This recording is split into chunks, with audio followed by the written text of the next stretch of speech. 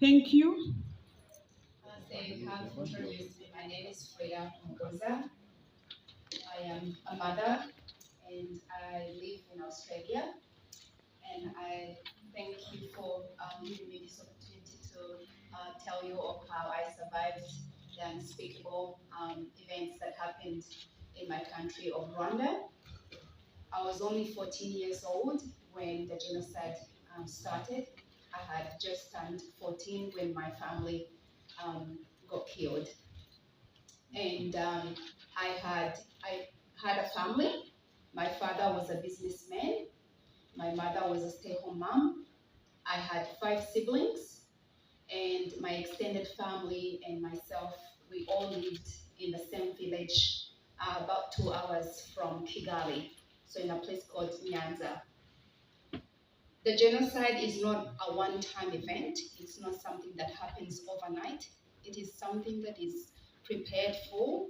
It is something that starts with what I call a seed of hatred, hate speeches, propaganda, and as we know in our country, we also had the Hutu ideology, which encouraged, and the government that encouraged the Hutu, which was the majority, to attack the Tutsis, which was my tribe that was the minority. We had a third tribe, the Batwa, which the third tribe was just 1% that joined with the Hutus to kill our families. My parents did not teach me that I was a Tutsi. I learned that in school because as children, like I said, a genocide is something that's planted in people's minds for a long time. As children, when I started school at the age of 6, that is when I discovered that I was a Tutsi. My mom didn't tell me, my dad did not tell me.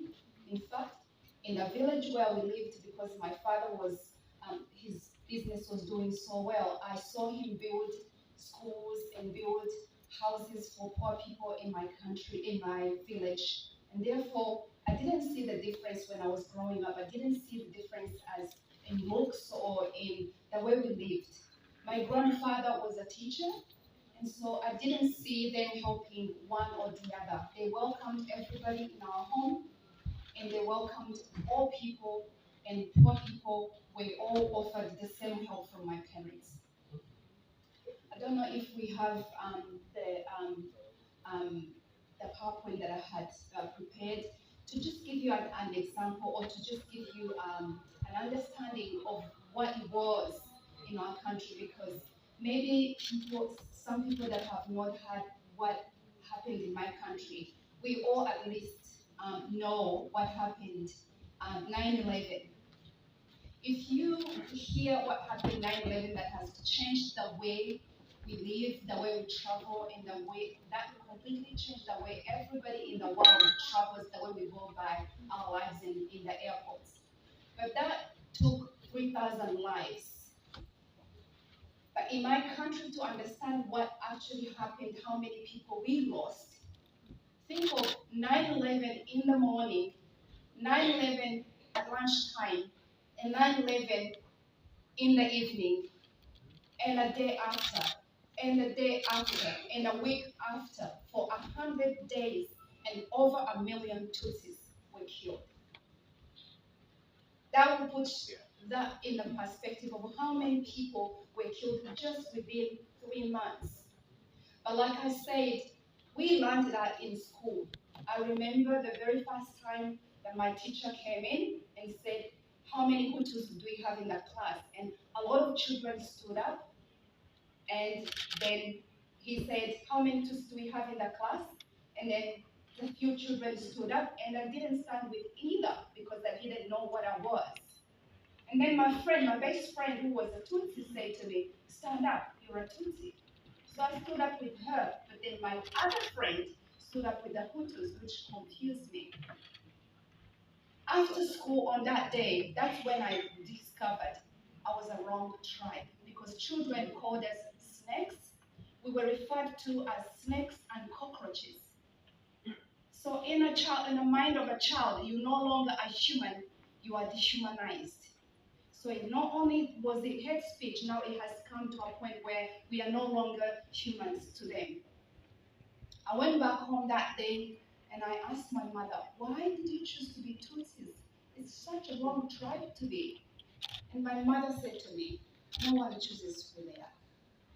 And that went on every 3 months. The headmaster or the leader of the school will come in our classes and will count how many Tutsis and how many Hutus. And that was to do with dividing the children. Now, 1990, the refugee Tutsis that were living outside the country because they had been killed, the first killings in 1959, in 62. And so the many Tutsis that have been living in exile, now they decided to liberate our country. And that was when children in school, now we are 10 years old, and the children in school will come and tell us that you are on the list of the people that are supposed to die. Imagine you are 10 years old and your friend is telling you that their fathers have already made lists of people that are supposed to die. We would go back home and we would tell our parents, but our parents were so fearful and they couldn't do anything or go anywhere. My father's business was then confiscated by the government, and my father, who was a businessman, had no right to his money and had no right to travel from home to go to work, unless the government authority, gave him permission. He was also captured and taken into prison, accused of supporting the RPF, which was the group that was trying to help us and to stop the genocide. But by then, we already knew that the genocide was being cooking. 1992, my youngest sister, who was a baby that is not on the, this is my father. My youngest sister was killed in a hospital as a baby, and we had no right to report the death. By then, I was in a high school, I was in a boarding school. My mother could not even come and take me for a burial. So when I went back home for Easter holiday, that is when we then heard that the president plane had been shot down, which was then used as an excuse of starting the genocide. But we had already known that we were on the list of the people that were supposed to die. That morning, we were supposed to go shopping to go back to school, but my father said, we can't go. This is the end of us. I didn't understand why my father is saying this is the end of us, when I thought, well, the president who was the head of this horrible plan is dead. Shouldn't we be free? But no, it was an excuse of starting to kill all the Tutsis. It was declared over the radio that all Hutus should go to work, which meant killing morning to evening. And like I said, 3 months, all they did was hunt us, kill people, rape women, slaughter children, and none of us had anywhere to hide. We left our home. There's a picture of my home. My home was demolished. There was nowhere to hide. Churches, people thought if we go in churches, if we go in churches, we may be safe because no one is going to find us in churches and kill us. But this is where churches were locked and people were killed in churches. Our home was demolished and we had to go hide in forests, in bushes. We had been running around for a month, and then a fake announcement came out telling us that the killing had stopped. It was a trick, so we could come out of our hidings and you could have us easily. By that time, I already thought my father had already been killed. There was roadblocks in every 100 meters. There was nowhere you could hide. We went back to our home, but the home was no more. So then we decided to go to my grandfather's house. My grandfather was a very respected man in the community. And the death that they had chosen for him was that they would kill everyone in his family and in his neighborhood, and they would let him die of hunger so they don't give him food or water until he dies. And to them, That was a favor. When we got to my grandfather's house, who was old, he was still there, and we were very happy. We hugged him. That was me, my mother, my sister, and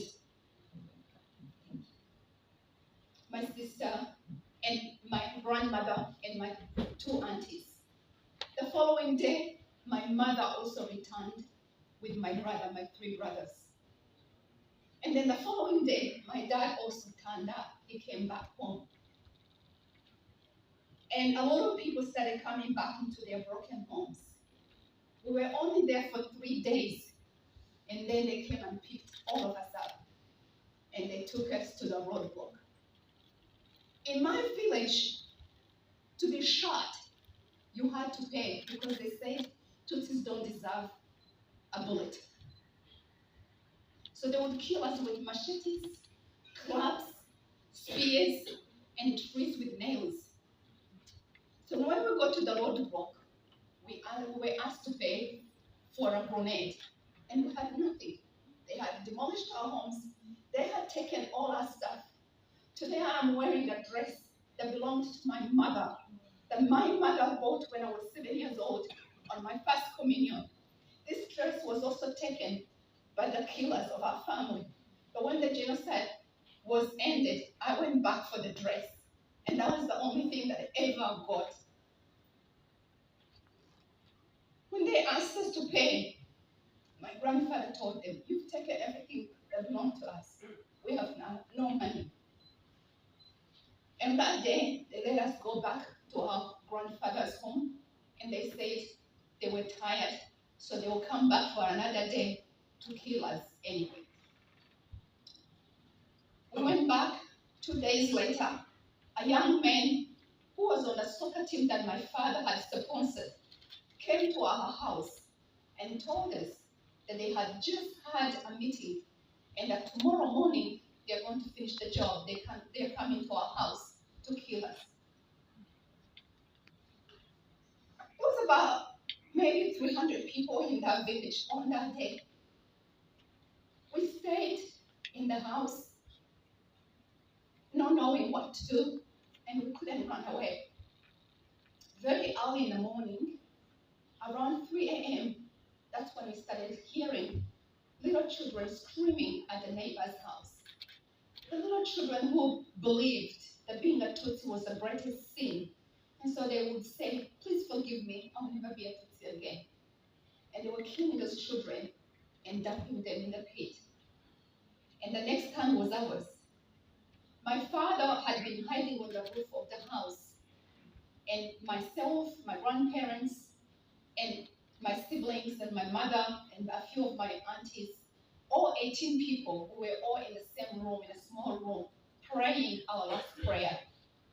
And that's when a young man opened the door, and he had been killing other neighbors. So he had machetes with blood on it. His clothes was covered with blood. And so when we saw him, we all covered our faces out of fear. He got out and told the group, because they used to attack in a big group. You were not killed by strangers, you were killed by neighbors, friends, the people that you've shared lives with. These are all people that I knew, the ones that I mentioned at the beginning that my father had supported and helped. And now the whole group came in and told us to get out. We came out. My father was still hiding on the roof. All the 18 people, we came out. One of my mom's friends that was with us, she tried to run, and they ran after her and killed her. My mom's cousin, she had a baby of her sister, and she told them that the baby's father was a Hutu, so they should allow her to take the baby.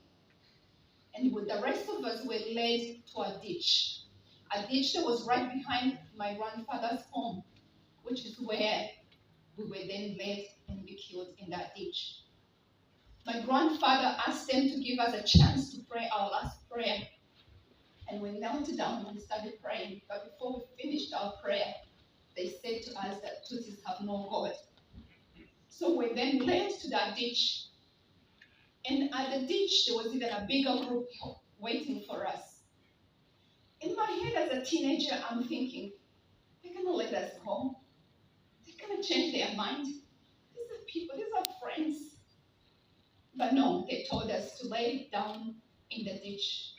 Normally, in Rwanda, April, May, and June is a rain season. So you can imagine the ditch was full of water and mud.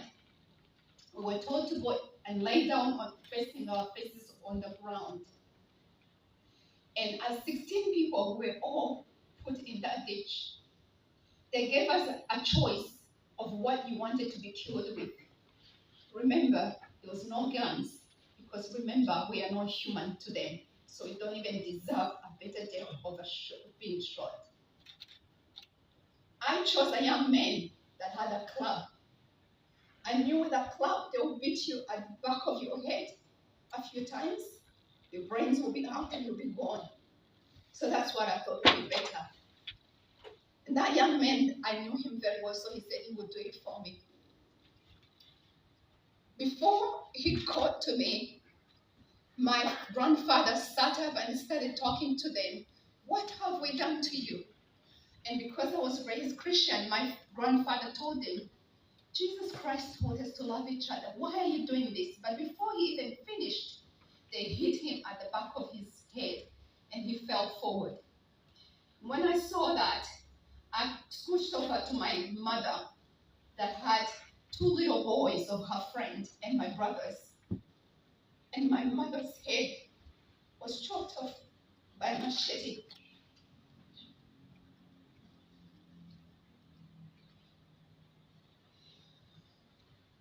When I saw my mother's head being beheaded, I covered my head with a hoodie that I was wearing. And that's when that young man hit me at the back of my head and my neck, which damaged all the discs of my neck. Later, I have had 5 surgeries to reconstruct my neck. My neck is infused with a metal and nails. When we talk about a genocide, it does not only for survivors, it doesn't only cause us trauma, but it's also trauma inflicted on our bodies.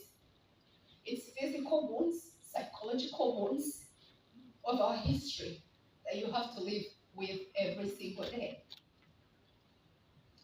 When he hit me at the back of my head, I lost consciousness. I do not know how long I was unconscious for, but when I woke up, when I regained consciousness, they were already burying the hit. And I thought to myself, if I move, they will know that I'm still alive and they'll pull me out and maybe rape me or kill me so bad.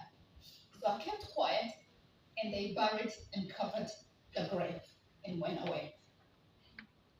My father had watched how they killed his wife and his 5 children, his mother, his sisters, his father. And so he didn't run. He came down and he offered himself to be killed. I was buried alive for over 14 hours. My sister was also buried alive. A few minutes later, she died. And so did my aunt. I kept crying under the grave, screaming, praying, until one woman heard my voice and she ran and she went and called a young man who was a Hutu that used to work for my grandfather. And he's the one that came and dug me out. A few minutes later, after I was dug out of the grave, I had a group celebrating after they killed my dad. And so I lost everyone. Within just one day, I lost my father, my mother, all my siblings, my grandparents, all my aunties, all my uncles, all in one day on the 7th of May, 1994. A Hutu man heard about my story and how I was buried alive, and he came and picked me, and he hid me. But he was really hiding me to use me when the RPF gets in the area. He would go on a roadblock and he would come home every night and he would hide me During the day, I'll be in the house because they used to search outside. And during the night, because they would search inside the house, then he will put me outside and I'll stay outside every night. I kept telling myself, no, this has not happened. Maybe I'm going crazy. This has not happened. This is a nightmare. I will wake out of this nightmare. But it wasn't until June when the army, the Rwanda Patriotic Army in Watayi, liberated my area. And I was able to go on the safe side that I then recognized it wasn't a nightmare. I had lost everybody. We had lost everybody. There was a lot of orphans that had no parents, a lot of mothers that had lost all their children, a lot of widows that had lost their husbands. But today, I testify that 1 year after, we have resilience. We have been able to rebuild. Like I said at the beginning, I'm a mother myself. We have been able to have families. But that doesn't take away the fact that we live with pain of survival every single day. Those who destroyed our families will try to deny. And we all know that the last stage of the genocide is denial. But there's one thing they cannot deny, is that they've taken my entire family. Is that they've taken millions of Tutsis, and they have taken our families. Our children have had to grow up with no grandparents, no aunties, no uncles. Yet, we still work hard to rebuild. I am thankful to our government that has given us a platform and a time for us as survivors. Not only did they save our lives, but they have given us a chance to testify and tell the world that these things that have happened to our families should not be forgotten. The whole world watched a whole million people being killed. But today, we want you to learn from our history, and we want you to listen to survivors like myself, that a genocide is not a one-time event.